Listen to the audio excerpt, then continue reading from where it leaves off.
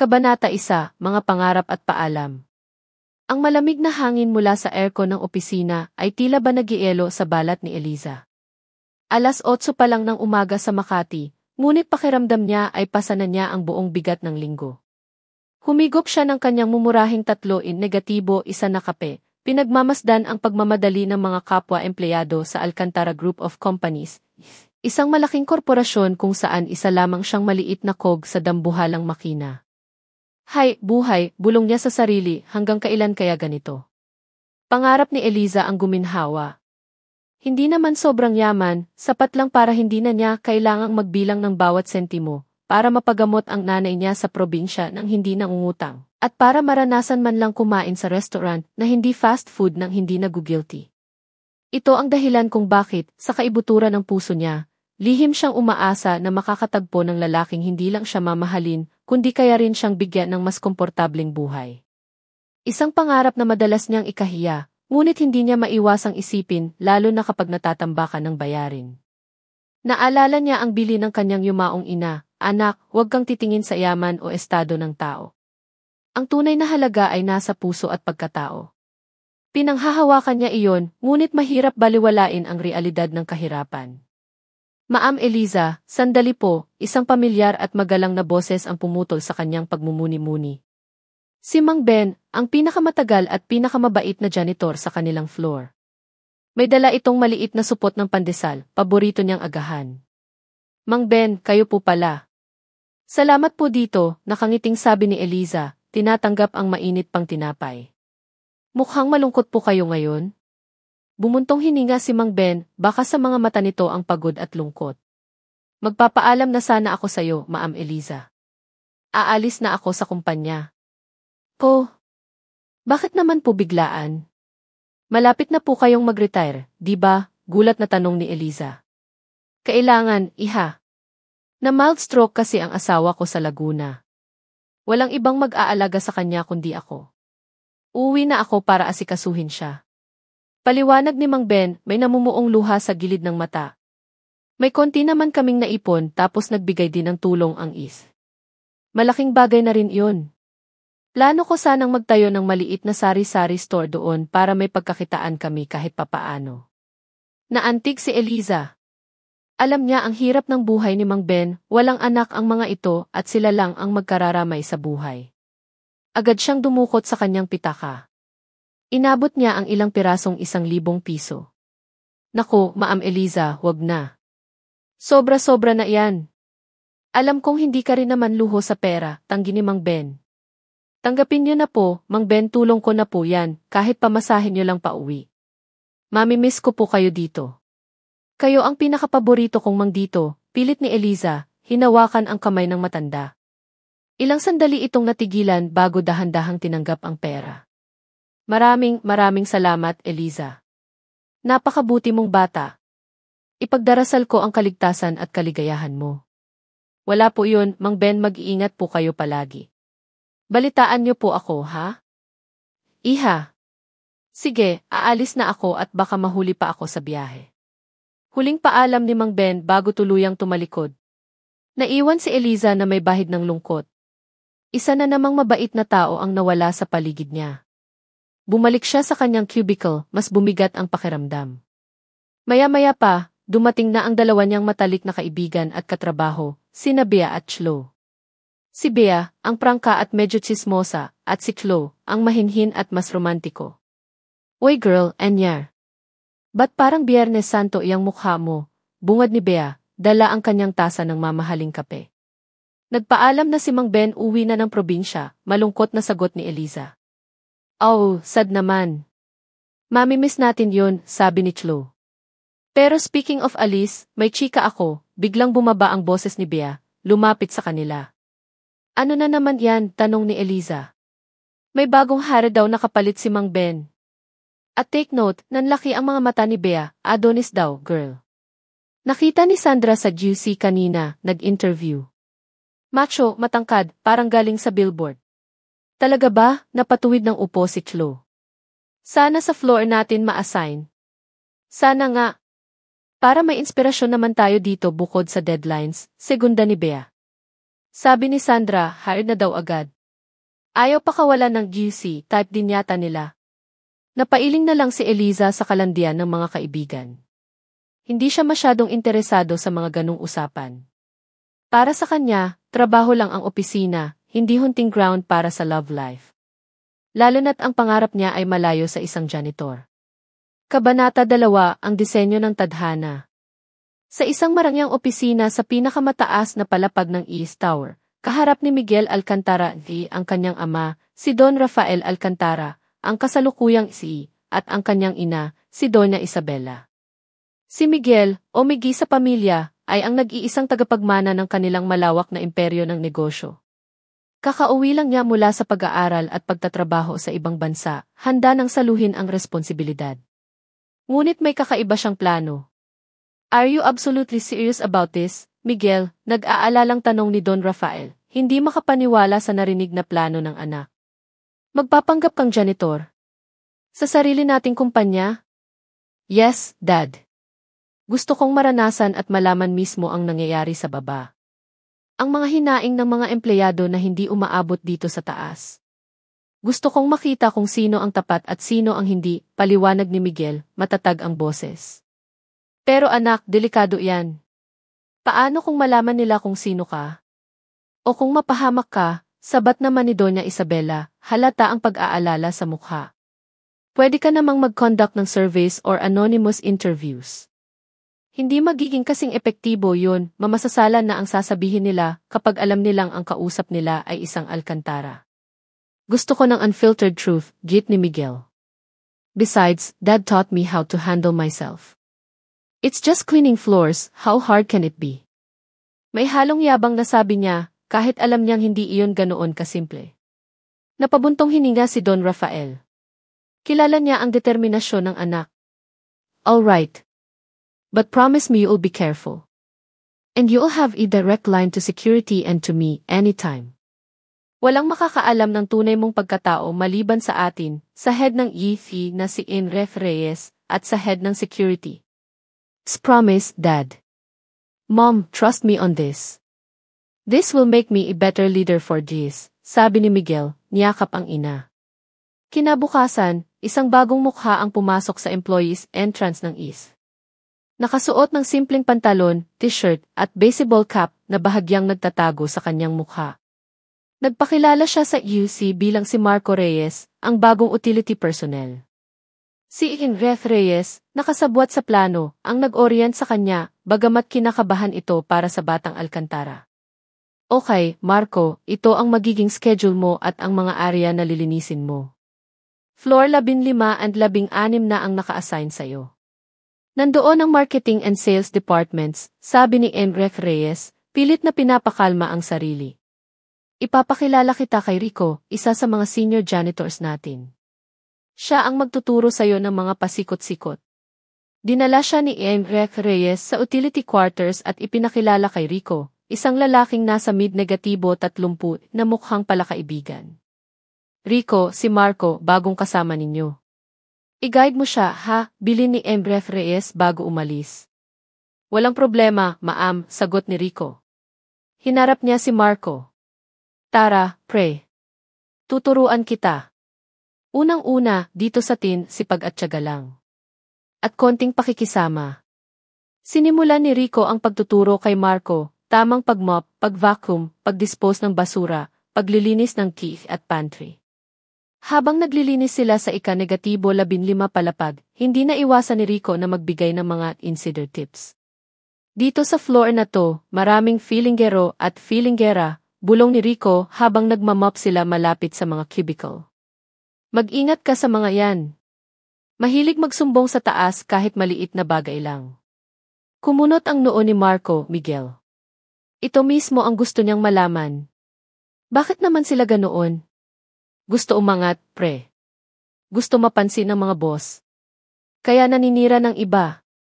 Akala nila, kapag sila ang laging bida, sila ang mapopromote.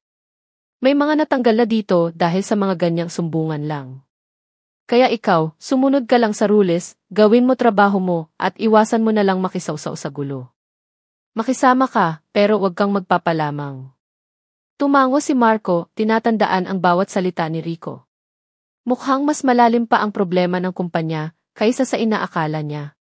Hindi ito tungkol lang sa operational efficiency, kundi pati na rin sa kultura at morale ng mga empleyado.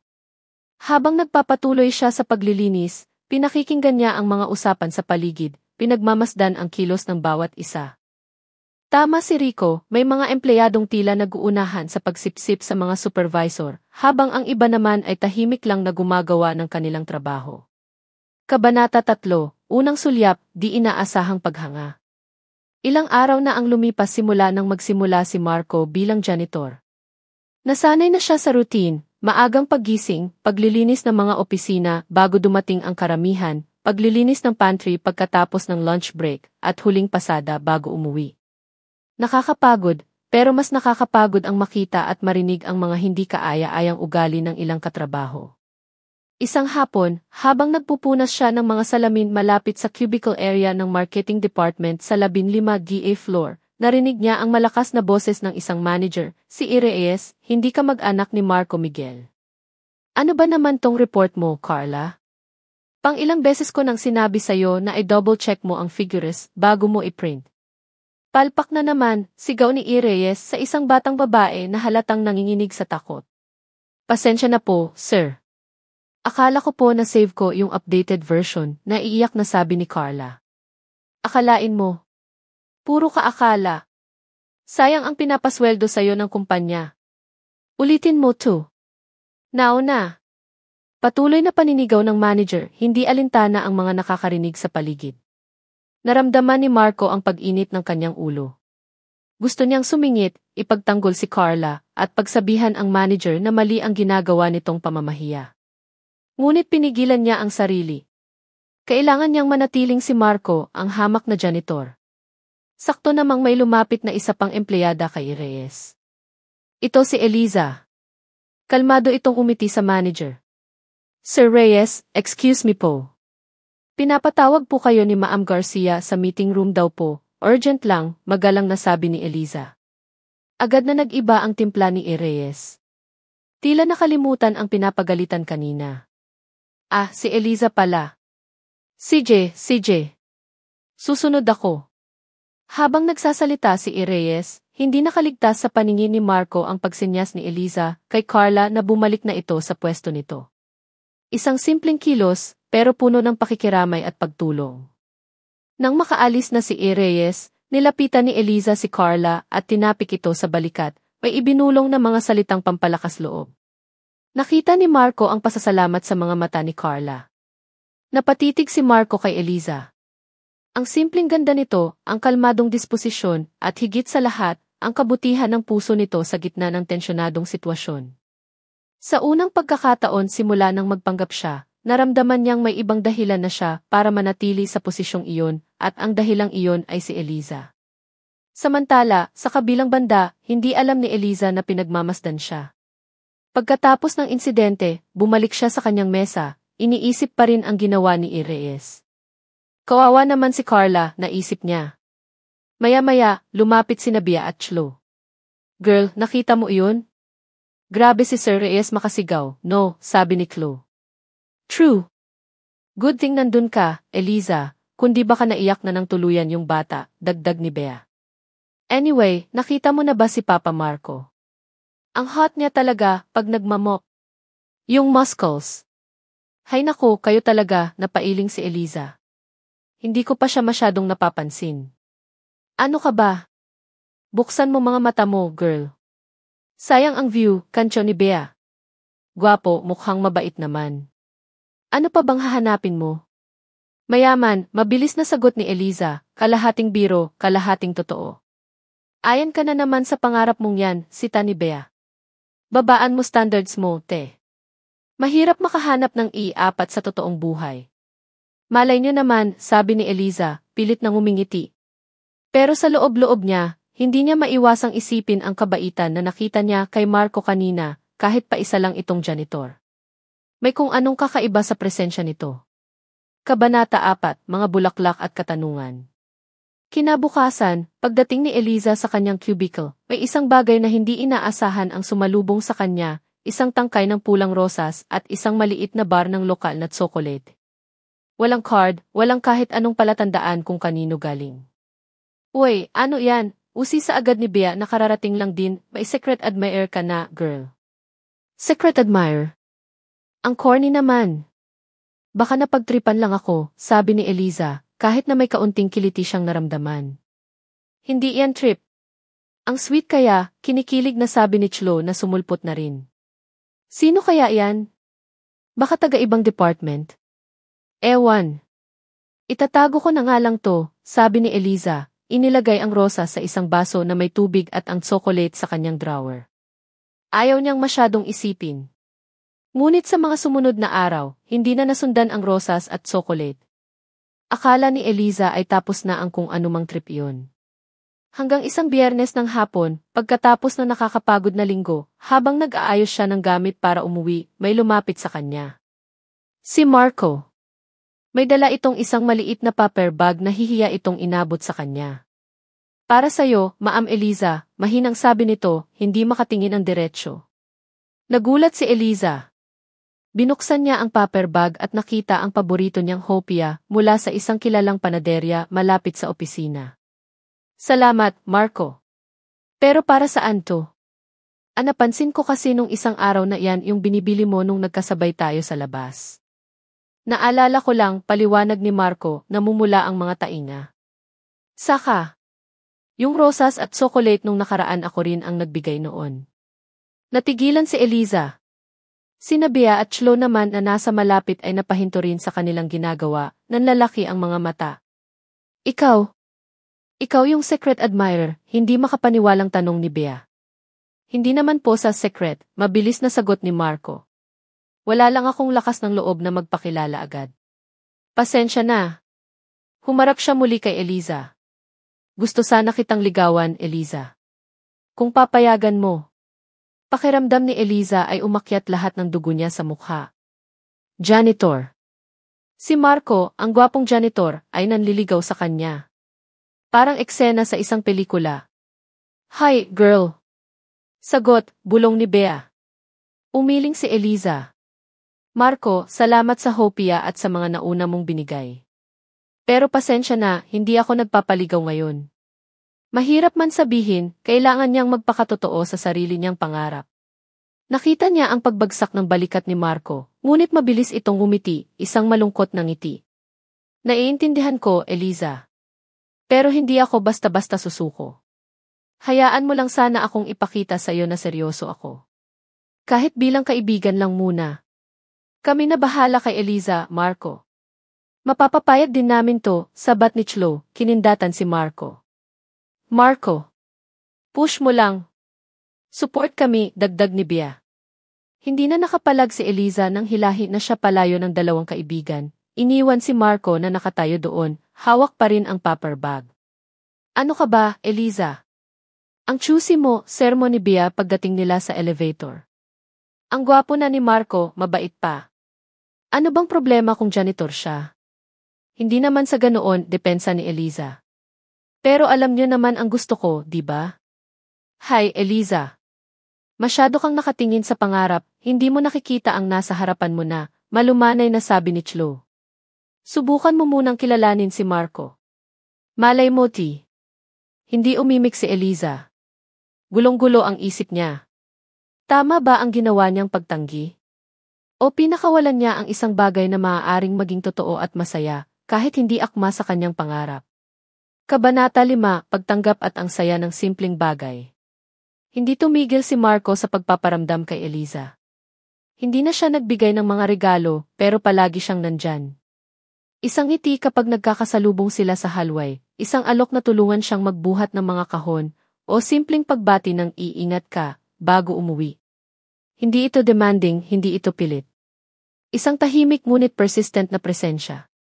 Unti-unti, nararamdaman ni Eliza na nahuhulog na siya sa kabaitan at kasimplehan ni Marco.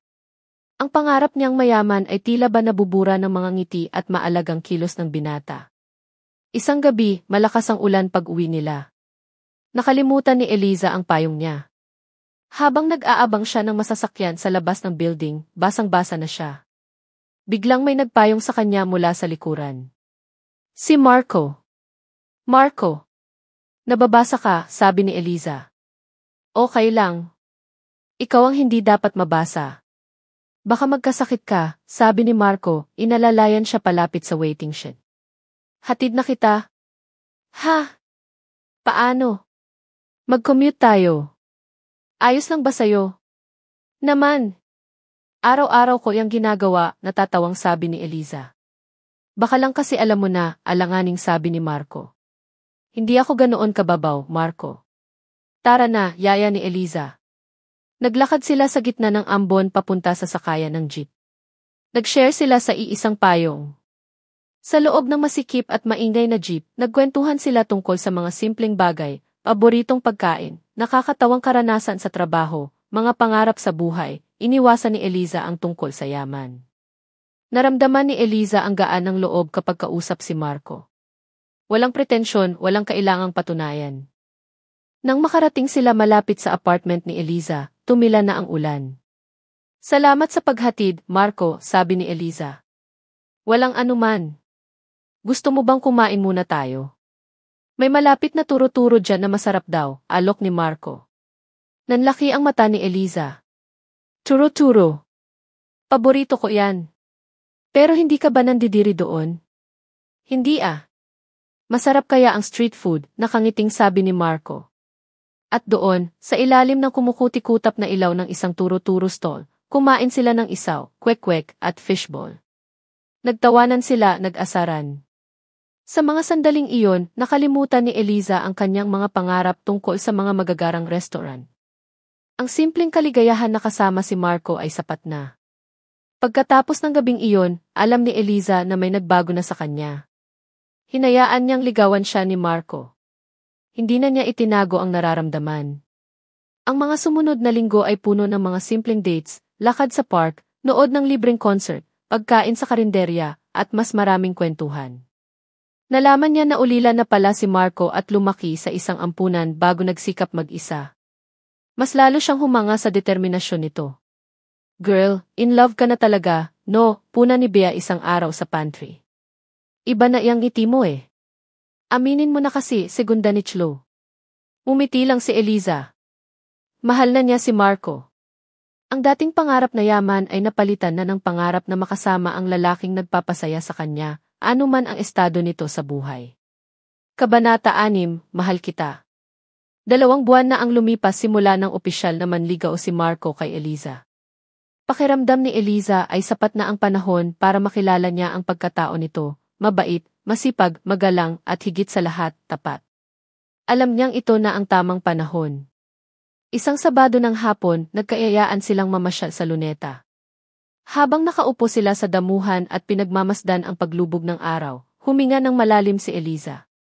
Marco, tawag niya. Itsan, lumingon si Marco, may ngiti sa labi. May sasabihin ako sa'yo. Kinakabahan si Eliza, pero buo na ang loob niya. Tinitigan niya ito sa mata. Ina. Kumunot ang noo ni Marco. Anong ina? Sinasagot na kita, diretsong sabi ni Eliza, kasabay ng malakas na kabog ng kanyang dibdib. Natigilan si Marco. Tila hindi makapaniwala. Talaga? Seryoso ka, Eliza? Tumango si Eliza, hindi maalis ang tingin sa mga mata ni Marco na ngayon ay nangingislap sa tuwa. Mahal kita, Marco. Hindi na napigilan ni Marco ang sarili. Hinawakan niya ang mga kamay ni Eliza. Mahal na mahal din kita, Eliza. Pangako, hinding-hindi ka magsisisi.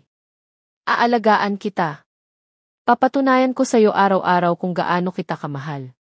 Dapat lang, pabirong sabi ni Eliza, kahit na naguunahan na ang luha ng kaligayahan sa kanyang mga mata.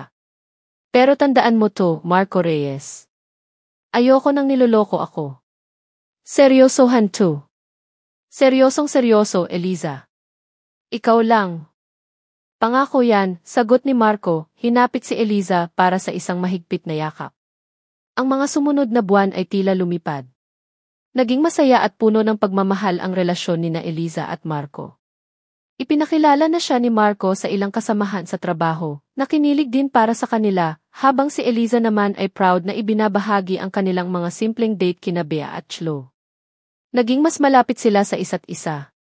May mga pagkakataong nagtatalo sila sa maliliit na bagay, ngunit mabilis din silang nagkakaayos.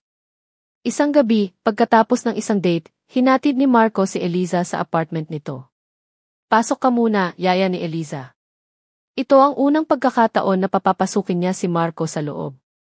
"Sigurado ka? Baka may masabi ang mga kapitbahay mo," alanganing tanong ni Marco. "Hayaan mo sila. Boyfriend naman kita," sagot ni Eliza. Sa loob ng maliit ngunit malinis na apartment ni Eliza, naupo sila sa lumang sofa. Nagkatitigan sila. Ang tensyon at pagmamahal ay ramdam na ramdam sa hangin. Hinawakan ni Marco ang mukha ni Eliza at dahan-dahan siyang hinalikan. Isang halik na puno ng pagmamahal at pagnanasa na matagal na nilang pinigilan. Tumugon si Eliza sa halik. Sa mga sandaling iyon, wala nang iba pang mahalaga kundi silang dalawa. Nararamdaman niya ang katapatan at pagmamahal ni Marco sa bawat haplos at halik nito. "Mahal na mahal kita, Eliza," bulong ni Marco sa pagitan ng mga halik. "Mahal na mahal din kita, Marco," sagot ni Eliza, ipinagkakatiwala ang sarili sa lalaking minamahal. Nang gabing iyon, mas lumalim pa ang kanilang pagmamahalan. Nagbahagi sila ng mga pangarap at pangako sa isa't isa. Pangako ni Marco na magsisikap siya para mabigyan si Eliza ng magandang buhay, habang pangako naman ni Eliza na mamahalin niya si Marco anuman ang mangyari. Kabanata 7, ang pagyanig ng katotohanan. Ang kaligayahan ni na Eliza at Marco ay tila perpekto. Patuloy si Marco sa kanyang trabaho bilang janitor, habang si Eliza naman ay mas ginaganahan pumasok sa opisina dahil alam niyang makikita niya ang kanyang minamahal. Nag-iipon na sila para sa kanilang hinaharap kahit paunti-unti. Ngunit isang araw, nabalitaan sa buong kumpanya na biglang isinugod sa ospital si Don Rafael Alcantara dahil sa atake sa puso. Naging kritikal ang kondisyon nito. Kasabay ng balitang iyon, biglang hindi na pumasok si Marco. Hindi ito matawagan o matext ni Eliza. Nag-alala siya ng husto. Ano kaya ang nangyari? May kinalaman kaya ito sa biglaang pagkakasakit ni Don Rafael? Lumipas ang ilang araw na puno ng pag-aalala para kay Eliza.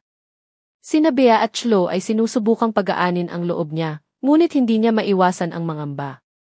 Miss na niya si Marco.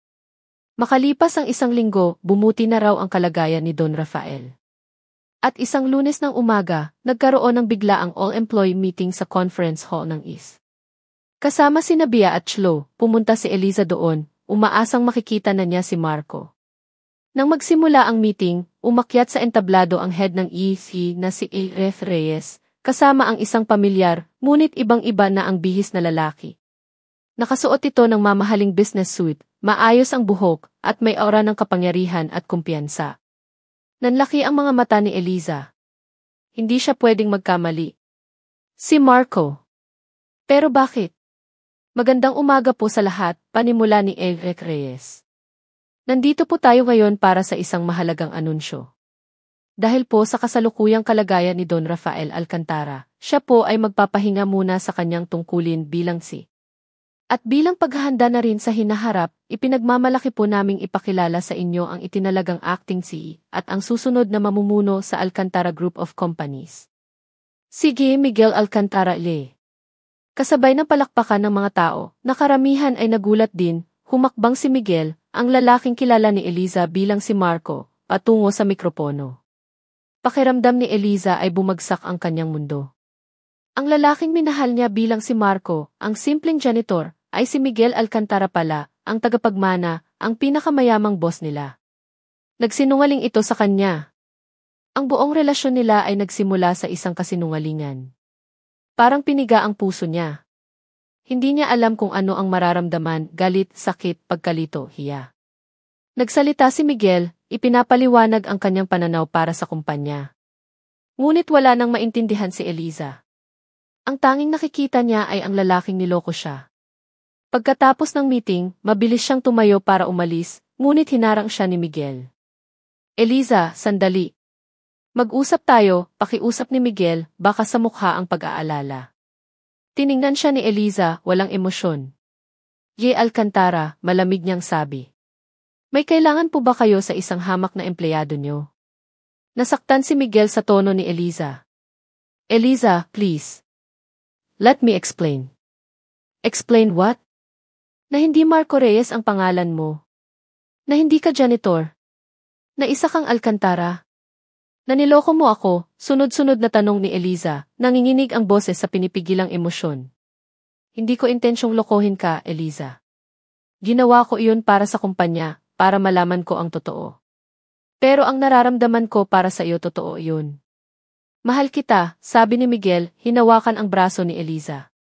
Mabilis na binawi ni Eliza ang kanyang braso. Tutu. Paano ako maniniwala sa iyo ngayon? Lahat ng pinagsamahan natin, kasinungalingan lang pala ang pundasyon. Tumulo na ang mga luhang kanina pa niya pinipigilan. Akala ko iba ka. Akala ko totoo ka. Isa ka lang palang ni. Hindi niya natapos ang sasabihin. Tumalikod siya at nagmamadaling umalis, iniwan si Miguel na natigilan at nasasaktan. Alam ni Miguel na mahihirapan siyang makuha muli ang tiwala ni Eliza. Ngunit tulad ng pangako niya noon bilang si Marco, hindi siya susuko. Gagawin niya ang lahat para mapatunayan na ang pagmamahal niya kay Eliza ay totoo, kahit pa ang nagsimula sila sa isang malaking sikreto. Kabanata 8, sa pagitan ng puso at isip. Ang mga sumunod na araw ay impyerno para kay Eliza. Ang dating masayang opisina ay naging tila kulungan. Bawat kilos niya ay pakiramdam niya ay pinagmamasdan. Ang mga bulungan ng mga katrabaho ay parang mga bubuyog na umuugong sa kanyang tainga. Sigurado siyang alam na ng lahat ang tungkol sa kanila ni Marco at ngayon, siya na si Miguel Alcantara, ang acting si. Ano na lang ang iisipin nila? Na isa siyang gold digger. Na ginamit niya ang pagiging malapit kay Marco para umangat. Nasusuka siya sa mga posibleng isipin ng iba. Sinubukan siyang kausapin ni Miguel ng ilang beses, ngunit palagi niya itong iniiwasan. Nagpadala ito ng mga bulaklak at mensahe, ngunit hindi niya ito pinapansin. Ang sakit ng pagkakaloko ay mas matindi kaysa sa pagmamahal na nararamdaman niya. Eliza, mag-usap naman kayo, sabi ni Bea isang araw habang nagla-lunch sila. Halata namang mahal ka pa rin ni Sir Miguel. At alam naming mahal mo pa rin siya. Hindi ganun kadali yun, Bea, mapait na sagot ni Eliza. Niloko niya ako. Niloko niya tayong lahat. Nagkamali siya sa paglilihim. Pero isipin mo, Eliza, sabat ni Chlo. Minahal ka niya kahit akala niya isa ka lang simpleng empleyado, at minahal mo siya kahit akala mo isa lang siyang janitor. Hindi ba't yun ang mas mahalaga? Ang pagmamahal niyo ay nabuo nung hindi niyo alam ang estado ng isa't isa. Pero iba na ngayon, giit ni Eliza. Siya, empleyado lang ako. Ang layo ng agwat natin. Pagtatawanan lang ako ng mga tao. So, mas importante sa'yo ang sasabihin ng ibang tao, kaysa sa kaligayahan mo, diretsong tanong ni Bea. Nung kayo pa ni Marco, ang saya-saya mo. Ngayong alam mo nang si Miguel siya, magpapakalungkot ka dahil lang sa takot sa chismis. Hindi nakasagot si Eliza. Tumagos sa kanya ang sinabi ni Bea. Nga naman. Mahal niya si Miguel. Mahal na mahal. At nasasaktan siya hindi lang dahil sa kasinungalingan, kundi dahil miss na niya ito. Samantala, hindi rin mapakali si Miguel. Bukod sa bigat ng responsibilidad bilang acting si, mas mabigat ang nararamdaman niyang pagkawala ni Eliza. Kinausap niya si Bea, humingi ng tulong. Tulungan mo akong mapatawad niya, Bea. Mahal na mahal ko siya, pakiusap ni Miguel. Alam ko, sir. Mahal ka rin nun, sobrang nasaktan lang talaga, sabi ni Bea. Bigyan niyo lang po siya ng konting panahon, pero huwag niyo pong sukuan. Iparamdam niyo pa rin na nandyan kayo. Sinunod ni Miguel ang payo ni Bea.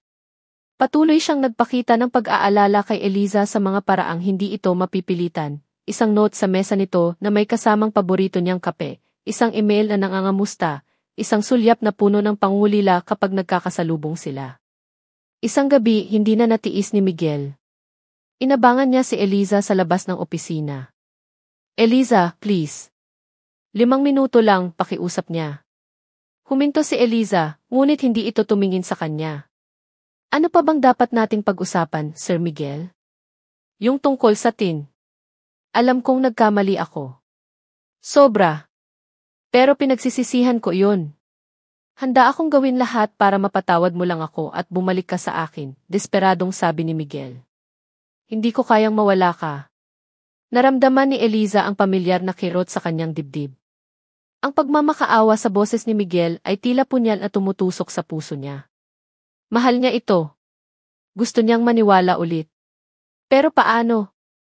Magkaiba ang mundo natin, Miguel, mahinang sabi ni Eliza. Walang mundo-mundo pagdating sa pagmamahal, Eliza. Mahal kita. Yun lang ang alam ko. Hindi mahalaga kung si ako o janitor. Mahal kita, giit ni Miguel, lumapit ito at marahang hinawakan ang mga balikat ni Eliza, pinaharap sa kanya. Kung ang iniisip mo ay ang sasabihin ng iba, ako ang bahala doon. Hindi ko hahayaang may manghusga sa'yo. Just please give us another chance. Nagkatitigan sila. Nakita ni Eliza ang sinseridad at pagmamahal sa mga mata ni Miguel, ang mga matang minahal niya noon pa man. Nakita niya ang sakit at pangulila na kapareho ng nararamdaman niya. Natatakot ako, amin ni Eliza, tumulo muli ang luha. Nandito ako. Hindi kita pababayaan, sagot ni Miguel, niyakap siya ng mahigpit. Sa yakap na iyon, naramdaman ni Eliza ang pamilyar na init at seguridad na tanging si Miguel Marco lang ang nakapagbigay sa kanya. Ang mga salita ni Nabia at Chlo ay umalinggaw sa isip niya. Tama sila. Bakit niya hahayaang sirain ng takot at ng opinyon ng iba ang pagmamahal na alam niyang totoo? Humiwalay siya sa yakap at pinunasan ang luha. Tumingin siya kay Miguel. Okay, bulong niya. Subukan natin ulit. Isang malawak na ngiti ang sumilay sa labi ni Miguel, kasabay ng pag-agos ng luhang hindi na niya napigilan. Salamat, Eliza. Salamat. Pangako, this time, everything will be right. Kabanata 9, bagong simula, walang hanggan. Ang pagbabalikan ni na Eliza at Miguel ay hindi naging madali sa simula. May mga pagkakataong nagkakailangan pa rin sila, lalo na sa opisina. Ngunit pinatunayan ni Miguel ang kanyang pangako. Naging transparent siya kay Eliza sa lahat ng bagay. Ipinakita niya hindi lang sa salita, kundi pati sa gawa ang kanyang pagmamahal at pagrespeto. Tulad ng ipinangako niya, hinarap ni Miguel ang posibleng panghusga ng iba. Nagpatawag siya ng isang informal na pagpupulong sa kanyang team, kasama si Eliza, at ipinaliwanag ang kanyang sitwasyon noon, ang kanyang paghanga sa dedikasyon ng mga empleyado, at ang kanyang personal na pagmamahal kay Eliza. Hiniling niya ang respeto ng lahat para sa kanilang relasyon. Dahil sa kanyang sinseridad at sa pagiging bukas niya, unti-unting natanggap ng karamihan ang kanilang relasyon. Nakita nila na ang Sihi ay tao rin, marunong magmahal at magpakumbaba. Si Nabia at Chlo ang numero 1 taga-suporta nila, palaging nagbibigay ng encouragement kay Eliza. Maging ang mga magulang ni Miguel, sina Don Rafael, na unti-unti nang gumagaling, at Doña Isabela, ay buong pusong tinanggap si Eliza nang ipakilala ito ni Miguel sa kanila. Nakita nila ang kaligayahan sa mata ng kanilang anak at ang kabutihan sa puso ni Eliza. Alam mo, iha, sabi ni Doña Isabela kay Eliza isang hapunan sa mansyon ng mga Alcantara, noon, nag-alala kami sa planong iyon ni Miguel. Pero ngayon, nagpapasalamat ako. Dahil doon, natagpuan niya ang babaeng tunay na nagmamahal sa kanya, hindi dahil sa pangalan o yaman niya, kundi dahil sa kung sino siya talaga, kahit pa noong siya ay si Marco pa lamang. Naiyak si Eliza sa sinabi ng ina ni Miguel. Pakiramdam niya ay kumpleto na ang kanyang kaligayahan. Hindi na nagpatumpik-tumpik pa si Miguel. Makalipas lamang ang ilang buwan mula nang magkabalikan sila, isang gabi sa isang romantikong dinner, lumuhod siya sa harap ni Eliza at nagpropose ng kasal. Eliza Santos, mahal na mahal kita. Will you make me the happiest man forever and marry me? Tanong ni Miguel, hawak ang isang singsing na may kumikinang na diamante. Yes, Miguel. Yes, umiiyak na sagot ni Eliza. Ang kanilang kasal ay idinaos makalipas ang ilang buwan, isang elegante ngunit taimtim na seremonya na dinaluhan ng kanilang mga pamilya at malalapit na kaibigan, kasama na si Nabia, Chlo, Rico, at maging si Mang Ben at ang kanyang asawa na medyo nakarecover na. Habang nagsasayaw sila ni Miguel sa reception, ibinulong nito sa kanya, asawa na kita. Akin ka na habang buhay. Ngumiti si Eliza. Pinikot mo yata ako biro niya. Say whatever you want, Jim Rec Alcantara. You are mine now and I am yours. Forever, sagot ni Miguel, hinalikan siya ng buong pagmamahal. Napatingin si Eliza sa paligid. Ang dating pangarap niyang guminhawa ay natupad, ngunit hindi sa paraang inaakala niya. Natagpuan niya ang yaman, hindi sa materyal na bagay, kundi sa pagmamahal ng isang lalaking nakita ang kanyang halaga, kahit noong mga panahong siya mismo ay hindi pa naniniwala dito. Natagpuan niya ang kanyang happily ever after, hindi sa isang fairytale castle, kundi sa puso ng dating janitor na nagtago ng isang prinsipe sa ilalim ng kanyang simpleng uniforme. Ang kanilang pag-ibigan ay isang patunay na ang tunay na pagmamahal ay walang pinipiling estado at kayang lampasan ang anumang sikreto o pagsubok. Kabanata 1:0, ang umaga pagkatapos ng habang buhay. Ang halimuyak ng sariwang bulaklak at ang banayad na simoy ng hangin mula sa dagat ang gumising kay Eliza. Dahan-dahan niyang iminulat ang kanyang mga mata, nasisilaw sa sinag ng araw na tumatago sa manipis na puting kurtina ng kanilang honeymoon suite sa isang pribadong resort sa El Nido. Napangiti siya nang maramdaman ang mainit na braso ni Miguel na nakayakap sa kanya mula sa likuran. Asawa na niya ito. Si Imres Eliza Santos Alcantara. Paulit-ulit niya itong sinasabi sa isip, tila hindi pa rin lubusang makapaniwala. Good morning, Jimrek Alcantara. Isang inaantok ngunit malambing na boses ang bumulong sa kanyang tainga. Hinalikan siya ni Miguel sa balikat. Good morning, Jim E. Alcantara, sagot ni Eliza, humarap dito at niyakap ito ng mahigpit. Akala ko panaginip lang lahat. This is real, mahal. Tayo na. Habang buhay, sabi ni Miguel, tinititigan siya sa mata na para bang siya ang pinakamagandang tanawin sa buong mundo. Ang sumunod na mga araw ay lumipas na parang isang magandang panaginip, paglalakad sa dalampasigan, masasarap na pagkain, walang katapusang kwentuhan at tawanan, at ang pagpapatunay na ang pagmamahalan nila ay mas tumitibay pa. Ngunit alam nilang pareho na ang tunay na buhay ay naghihintay sa kanilang pagbabalik sa Maynila. Pagkalipas ng isang linggo, lumapag ang kanilang private jet, isang bagay na hindi pa rin lubusang masanay si Eliza, sa Maynila. Isang itim at eleganteng kotse ang sumundo sa kanila, hindi papunta sa dating apartment ni Eliza, kundi sa mansyon ng mga Alcantara sa isang eksklusibong village. Habang bumabagtas sila sa malawak at mayayabong na hardin patungo sa dambuhalang pintuan ng mansyon, hindi maiwasan ni Eliza ang mapahawak ng mahigpit sa kamay ni Miguel. Ang laki. Ang gara. Ang nakaka-intimidate. Para siyang isang munting langgam na papasok sa palasyo ng mga higante. Pagbukas ng pinto, isang hilera ng mga nakaunipormeng kasambahay ang sumalubong sa kanila, nakayuko at bumabati ng, "Welcome home, Sir Miguel and Ma'am Eliza." Sila ang mga tumutulong dito sa bahay, mahal, pakilala ni Miguel. Manang Lita, the head housekeeper, sina Ana, Tess, at ang driver natin, si Kuya Romy. Pilit na ngumiti si Eliza at tumango sa bawat isa. Hello po. Pakiramdam niya ay napaka-formal ng lahat. Sa dati niyang apartment, siya ang naglilinis, naglalaba, nagluluto. Ngayon, may mga taong gagawa noon para sa kanya. Kakaibang pakiramdam. Ang loob ng mansyon ay mas kahanga-hanga pa. Matataas ang kisame, kumikinang ang marmol na sahig, naglalakihan ang mga painting sa dingding, at ang mga muebles ay mukhang galing pa sa ibang siglo. Dinala sila ng isang kasambahay sa kanilang master suite, isang kwarto na mas malaki pa sa buong apartment niya noon, kumpleto sa walk-in closet na kasing laki ng sala niya dati at banyong may jacuzzi. Nagustuhan mo ba? Tanong ni Miguel, niyakap siya mula sa likod habang pinagmamasdan ni Eliza ang kabuuan ng silid mula sa malaking bintana na tanaw ang hardin. Sobra, halos pabulong na sagot ni Eliza. Sobra laki. Parang hindi ako bagay dito, Miguel. Hinarap siya ni Miguel. Hey, don't say that. You belong wherever and this is our home now, mahal. Masasanay ka rin. Kinabukasan, sa kanilang unang umagahan bilang mag-asawa sa mansyon, kasabay nila sa mahabang dining table sina Don Rafael at Doña Isabela.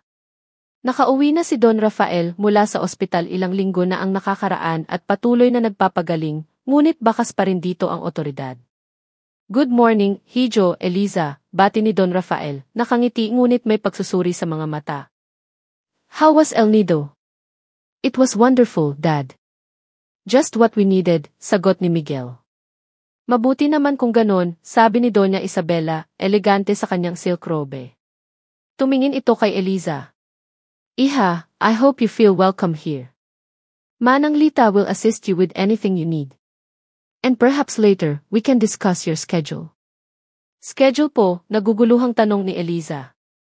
Yes, dear. As Miguel's wife, there are certain social obligations. Charity events, gatherings. It would be good for you to start familiarizing yourself with our circle, paliwanag ni Doña Isabela sa malumanay ngunit may diin na tono. Ah, sige po. Okay po, pilit ng ngiting sagot ni Eliza. Social obligations. Circle. Parang ibang lengguwahe ang naririnig niya. Pero Eliza needs time to adjust. Wala munang pressure sa mga ganyan, sabat ni Miguel na halata ang bahagyang pagkailang ni Eliza. Of course, Hijo. Slowly, but surely, sagot ni Doña Isabela, sumimsim sa kanyang tsaa. Pagkatapos ng agahan, nagpaalam na si Miguel para pumasok sa opisina. Ito ang unang araw niya pabalik bilang acting sisi pagkatapos ng kanilang kasal. I have to go, mahal. Dad needs me at the office early today. May importanteng meeting, sabi ni Miguel, hinalikan si Eliza sa noo. Are you sure you'll be okay here? Naman. Malaki lang talaga itong bahay, sagot ni Eliza, pilit pinapasigla ang boses. Mag-iingat ka. Call me anytime, okay? Manang Lita knows everything about the house. Don't hesitate to ask her, bilin ni Miguel bago umalis. Naiwan si Eliza sa napakalaking mansyon. Sinubukan niyang libutin ang ibang bahagi nito, ang library na puno ng libro, ang home theater, ang indoor pool. Lahat ay maganda, ngunit pakiramdam niya ay dayuhan siya sa sarili niyang tahanan. Naisip niya ang dati niyang buhay, ang pag-commute sa jeep, ang kwentuhan nila ni Nabia at Chlo sa pantry, ang simpleng turo-turo date nila ni Marco noon. Umupo siya sa isang antigong upuan sa sala, na pabuntong hininga. Kaya niya ba ito? Ang buhay na ito. Mahal niya si Miguel, walang duda doon. Ngunit ang mundong ginagalawan nito ay ibang-iba sa kanya. Hindi ito tungkol sa pera, kundi sa pakiramdam na hindi siya kabilang. Dinampot niya ang kanyang cellphone at tinext si Nabia at Chlo. Girls, kamusta? Na-miss ko kayo. Maya-maya, kumatok si Manang Lita sa pinto ng sala. Maam Eliza, may habilin po si Maam Isabela. May darating daw pong sastre mamayang hapon para sukatan kayo ng isusuot para sa charity ball next month. Charity ball. Sastre. Napapikit si Eliza. Mukhang nagsisimula na nga ang buhay bilang si Enrique Alcantara. Kabanata 11, ang agwat ng dalawang mundo. Ilang araw ang lumipas. Sinisikap ni Eliza na masanay sa bagong routine. Maagang aalis si Miguel papuntang opisina, maiiwan siya sa mansyon kasama ang mga kasambahay na hindi niya alam kung paano pakikitunguhan. Magalang sila, ngunit may distansya. Sinubukan niyang tumulong sa kusina minsan, ngunit magalang siyang tinanggihan ni Manang Lita, kami na po dito, Maam. Magpahinga na lang po kayo. Pakiramdam niya ay wala siyang silbi. Sa opisina dati, abala siya, may deadlines, may mga kasamahang nakakausap. Dito, ang oras ay tila gumagapang. Binibisita siya ni Doña Isabela paminsan-minsan para kumustahin o ipaalala ang mga paparating na social commitments. May mga designer na dumadating para sukatan siya, may mga event organizer na nagtatanong ng kanyang opinion na hindi naman niya alam kung ano ang isasagot. Isang hapon, habang nagbabasa siya sa library, ang paborito niyang lugar sa mansyon dahil tahimik, tumawag si Bea. Hello, girl. Kamusta ang buhay mayaman, masiglang bati nito? Napangiti si Eliza. Okay lang. Nakakapanibago. Panibago? Living the dream ka na. Ano ka ba? Hindi naman sa ganun, Bea. Miss ko na nga kayo eh. Miss ko na yung trabaho. Yung dating tayo, amin ni Eliza. Oo.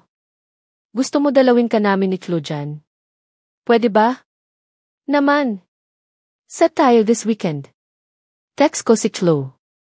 Gumaan ang pakiramdam ni Eliza. Ang makausap lang ang mga kaibigan niya ay parang hangin sa kanya. Gabi-gabi, pag-uwi ni Miguel, pagod ito ngunit palagi siyang kinakamusta at niyayakap. Kinukwento nito ang tungkol sa trabaho, mga bagong proyekto, mga problemang kailangang solusyonan. Nakikinig si Eliza, ngunit madalas ay hindi niya maintindihan ang mga technical terms o ang bigat ng mga desisyon na kailangang gawin ng asawa. May problema ba sa Miguel? Tanong niya isang gabi habang naghahapunan sila. Pansin niyang mas madalas itong nakakunot ang noo nitong mga nakaraang araw. Just some competition issues, mahal. May bagong player sa market na medyo agresibo. We need to be steps ahead, sagot ni Miguel, pilit na ngumingiti. Don't worry about it, trabaho lang to. Ngunit hindi mapalagay si Eliza. Alam niyang may itinatago si Miguel, marahil ayaw lang siyang mag-alala. Pero hindi ba't mag-asawa sila? Dapat ay nagtutulungan, nagdadamayan?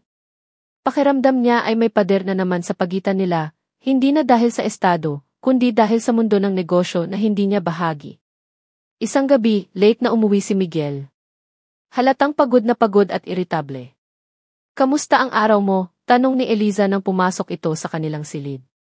Stressful, maikling sagot ni Miguel, tinanggal ang necktie at dumiretso sa banyo. Sinundan siya ni Eliza.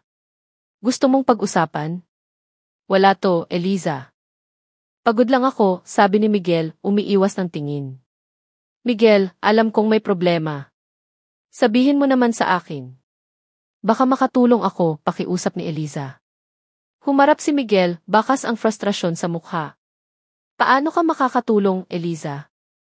This is big business. Complex deals, corporate politics. It's not your world. Natigilan si Eliza. Parang sinampal siya ng mga salitang iyon. Not your world. Tama si Miguel. Hindi nga ito ang mundo niya. Bumalik ang lahat ng insecurities niya.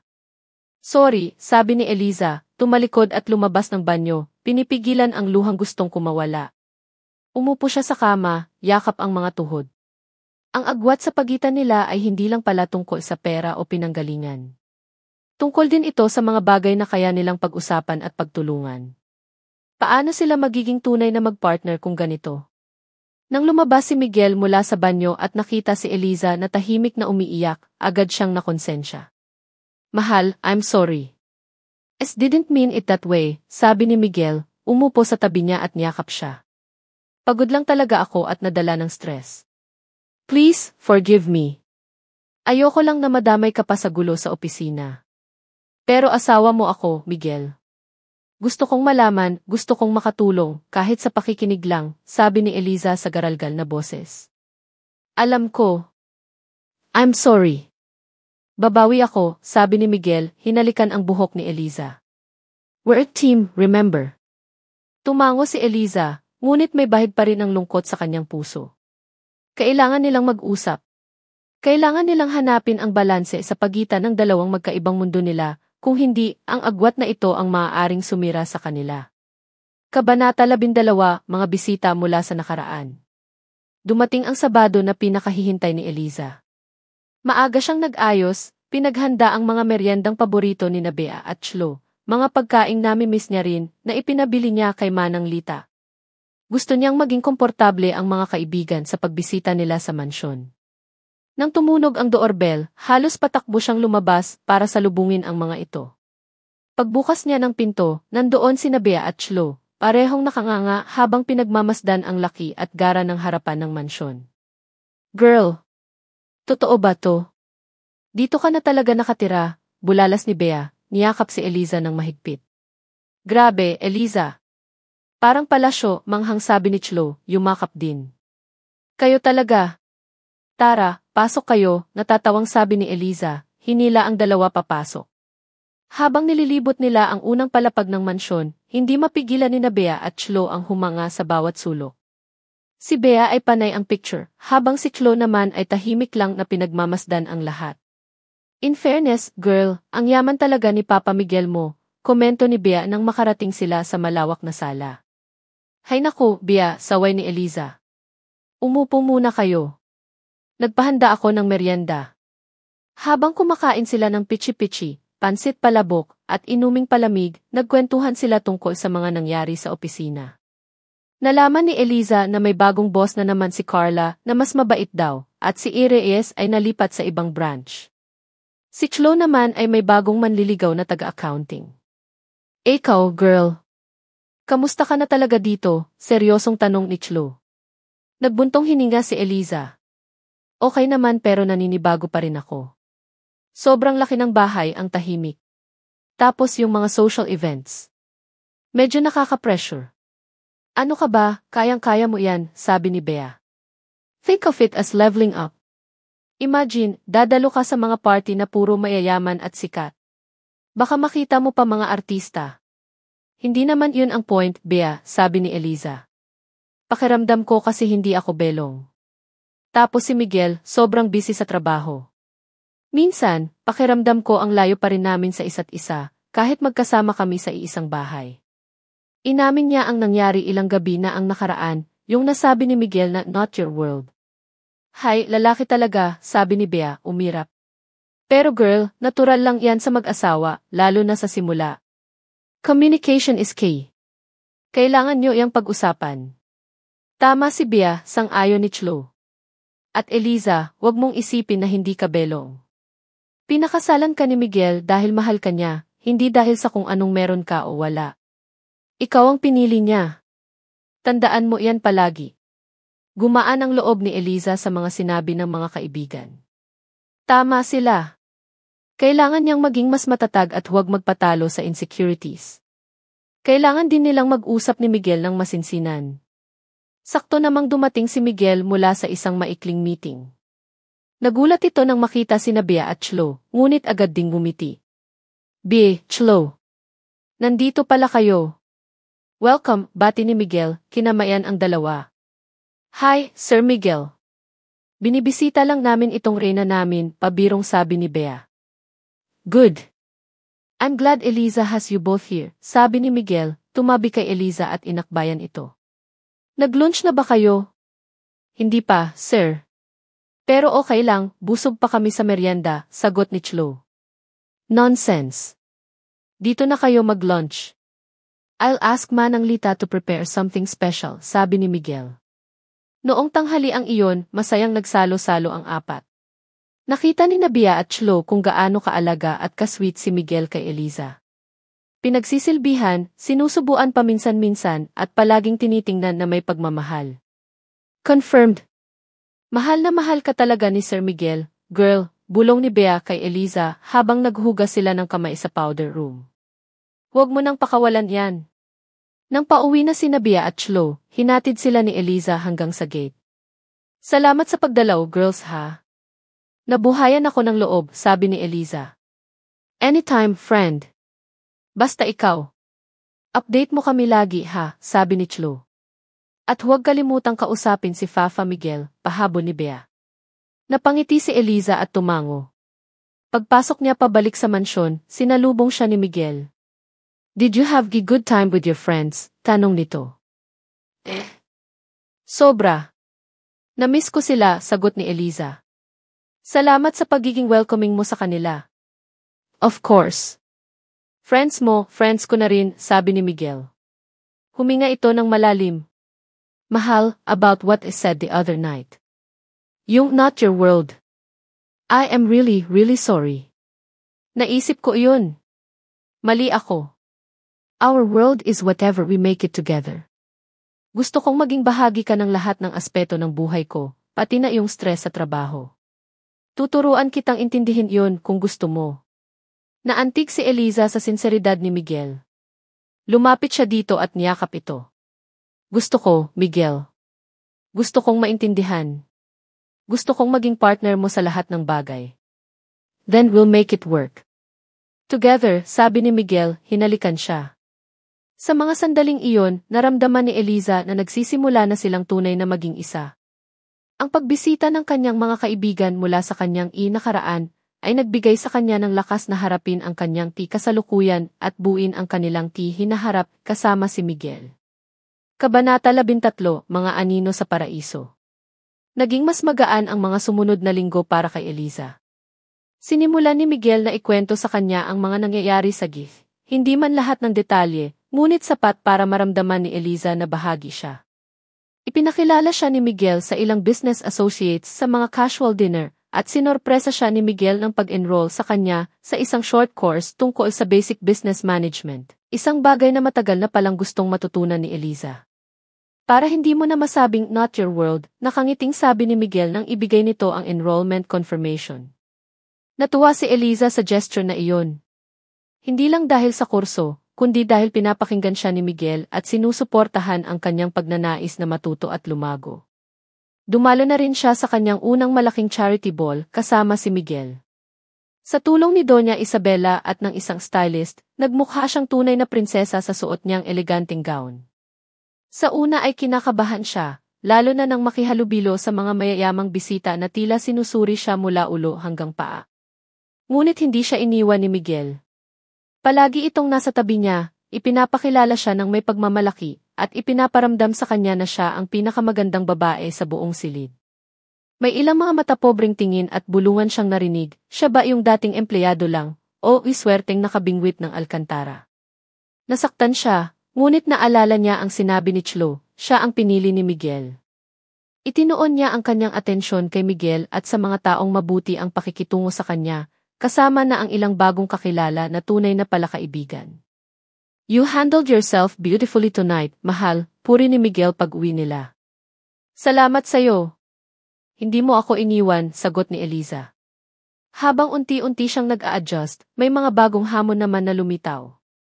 Si Doña Isabela, bagamat mabait sa pangkalahatan, ay may mga expectation pa rin na hindi tugma sa personalidad ni Eliza. Iha, Jimres Romero is inviting you for afternoon tea with her amigas. It would be good for you to go. Networking, sabi ni Doña Isabela isang umaga. Tipo. Ay, Ma'am Isabela, may klase po kasi ako nung business course ko noon, magalang na paliwanag ni Eliza. Bahagyang kumunot ang noo ni Doña Isabela. Oh, that course. Is it really necessary, Eliza? Miguel is there to provide for you. Your role now is to support him socially. Gusto ko po kasing matuto, Ma'am. Para mas maintindihan ko rin po yung trabaho ni Miguel, katwiran ni Eliza. At para may sarili rin po akong ginagawa. Hindi na umimik si Doña Isabela, ngunit ramdam ni Eliza ang hindi nito pagsang-ayon. Alam niyang hindi madaling baguhin ang pananaw ng kanyang biyenan, ngunit determinado siyang ipagpatuloy ang kanyang pag-aaral. Samantala, sa IGF, lumalala ang pressure kay Miguel. Ang karibal na kumpanya, ang Valderrama Corp, na pinamumunuan ng isang kilalang agresibong negosyante na si Don Julio Valderrama, ay sunod-sunod ang ginagawang hakbang para makuha ang mga malalaking kliyente ng IS. May mga kumakalat ding negatibong balita tungkol sa GIS sa business columns na halatang may naninira. This is getting serious, Dad, sabi ni Miguel kay Don Rafael isang hapon sa opisina. I suspect Valderrama is behind these smear campaigns. And worse, I think someone from the inside might be leaking information. Valderrama has always been ruthless, sabi ni Don Rafael, bakas ang pag-aalala. Be vigilant, Miguel. Trust no one easily. Protect the company and protect Eliza. Valderrama might tear aside to use her against you, given her background. Tumagos kay Miguel ang sinabi ng ama. Ang kahinaan niya ay si Eliza. Kailangan niyang mag-ingat. Pero paano niya ito gagawin nang hindi ulit na itatago ang mga bagay-bagay sa asawa? Isang gabi, habang nag-aaral si Eliza sa library, pumasok si Miguel, mukhang balisa. Mahal, pwede ba tayong mag-usap, sabi nito. Naman. May problema ba? Tanong ni Eliza, isinara ang kanyang libro. Umupo si Miguel sa tapat niya. Eliza, the situation at work it's becoming more complicated. May mga kalaban ang kumpanya at posibleng subukan nilang gamitin ka para pabagsakin ako o ang IS. Nanlaki ang mata ni Eliza. Gagamitin ako. Paano? They might tear aside to dig up things about your past, twist stories, or even approach you directly to get information. Hindi ko alam. But need you to be extra careful. Huwag kang basta-basta magtitiwala sa mga hindi mo kilala, lalo na kung tungkol sa negosyo ang usapan. At kung may lumapit sa'yo o may mapansin kang kakaiba, sabihin mo agad sa akin, okay, paliwanag ni Miguel, hinawakan ang mga kamay ni Eliza. Naramdaman ni Eliza ang takot, hindi para sa sarili niya, kundi para kay Miguel at sa kumpanya. Tumango siya. Makakaasa ka, Miguel. Mag-iingat ako. At nandito lang ako para sa'yo. Niyakap siya ni Miguel. Salamat, mahal. I love you. I love you too, sagot ni Eliza. Habang magkayakap sila, hindi nila alam na sa labas ng mansyon, sa dilim, may isang taong nagmamasid, isang taong may dalang lihim mula sa nakaraan ni Eliza, isang anino na maaaring sumira sa paraisong kanilang binubuo.